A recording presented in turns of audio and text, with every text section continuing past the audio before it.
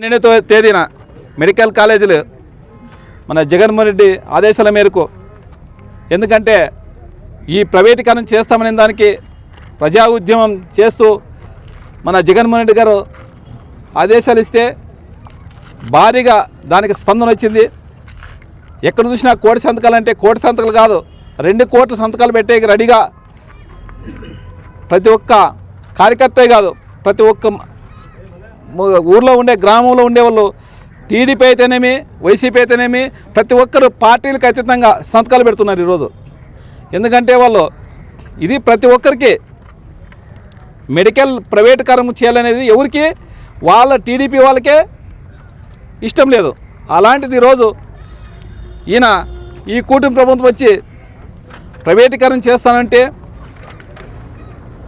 ఎవరు ఒప్పుకునే విధంగా ఈ 12వ తారీఖున మనము మన ఆలూరోటే కాదు 175 కాన్స్టిట్యూన్సీలోన పెద్దగా ర్యాలీ జరుపుకోవాలనే విధంగా, అదేవిధంగా మా ఆలూరు కాన్స్టిట్యూన్సీకి 6 మండలాలు ఉన్నారు. 6 మండలాలు జెడ్పీటీసీలు, ఎంపీపీలు, సర్పంచ్లు అయితేనేమి, మన కార్యకర్తలు అయితేనేమి, అదేవిధంగా రాష్ట్ర కార్యదర్శులు అందరూ కానీ దీన్ని మన జయప్రదం చేయాలనే విధంగా ఈరోజు మన పార్టీ ఆఫీస్ నుంచి పిలుపు వచ్చింది. కాబట్టి ఈరోజు మనము అందరూ కలిసికట్టుగా అందరు చేయాలనే విధంగా ఈ చంద్రబాబు నాయుడుకి, ఈ కూటమి ప్రభుత్వంకి ఖచ్చితంగా ఈ పవన్ కళ్యాణ్ కానీ అందరికి ఒకటే చెప్తున్నాము. ఖచ్చితంగా దీనికి మీకు ఇప్పుడన్నా కనువిప్పు కలిగి మెడికల్ కాలేజీని ప్రైవేటీకరణ చేయకుండా ఆపాలనే విధంగా మేము విజ్ఞప్తి చేస్తున్నాం.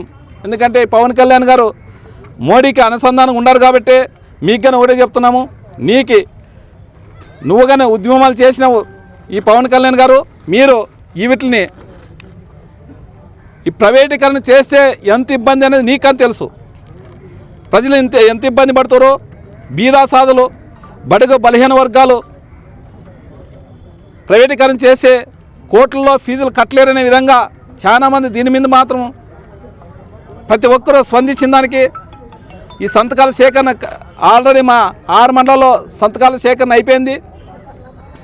మేము 12వ తారీఖు అంతా భారీగా ర్యాలీకి రావాలనే విధంగా ఈరోజు మేము పిలుపునిస్తున్నాము.